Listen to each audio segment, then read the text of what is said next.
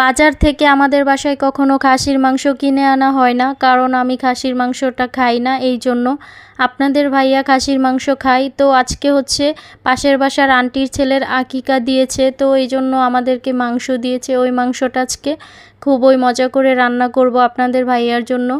যদিও আমি খাই না, কিন্তু খুব ভালোভাবে রান্না করে দিব যাতে করে উনি খেতে পারে মজা করে।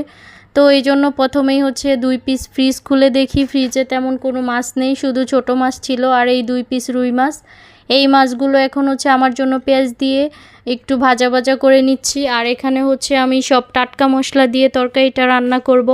এই জন্য প্রথমে আমি এখানে আদা বেটে নিয়েছি, রসুন বেটে নিয়েছি, এরপর জিরা, তারপর হচ্ছে গরম মশলাগুলোও বেটে দিয়েছি। কিছুদিন ধরে আপনাদের ভাইয়ার একটু অসুবিধা হচ্ছে, মানে আস্তে আস্তে গরম মশলা দিলে নাকি বারবার মুখে পড়ে যায়, খুবই বিরক্ত লাগে। এই জন্য হচ্ছে আজকে বেটে ব্যবহার করব।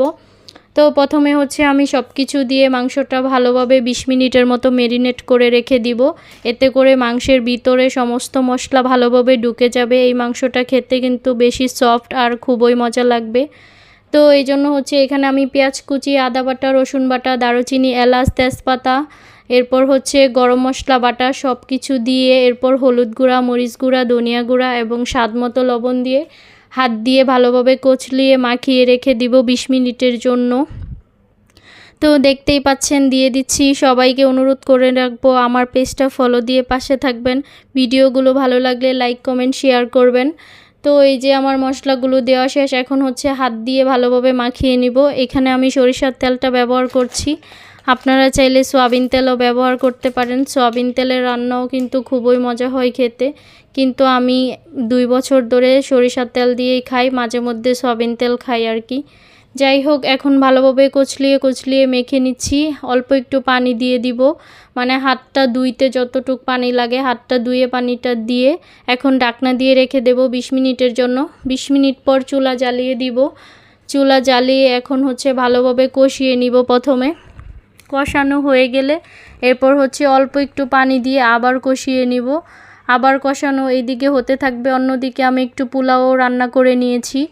তো পোলাও রান্না করার পর এইদিকে আমি জলের পানিটা দিয়ে দিয়েছি, একেবারে জলের পানি। আবার হচ্ছে ভাতও রান্না করে নিয়েছি। তো এই যে আমার ভাত পোলাও এক সাইডে রেখে এখন হচ্ছে তরকারিটা আমার হয়ে গেছে, দেখাচ্ছি কেমন কালার এসেছে। তরকারিটা আমি বাটিতে ঢালিনি আর কি, আপনাদের ভাইয়া আসলে আরেকবার গরম করে দিব, এই জন্য ঢালা হয়নি। যাই হোক, এই পাশে আমি একটু দুধ বসিয়ে দিয়েছি, দুধটা জাল করে নিচ্ছি আমার মেয়ের জন্য। এই যে দেখুন আমার তরকারির ফাইনাল লুক। আমি যেহেতু খাসির মাংস খাবো না, এই জন্য আমার জন্য একটা ডিমও ভেজে নিচ্ছি।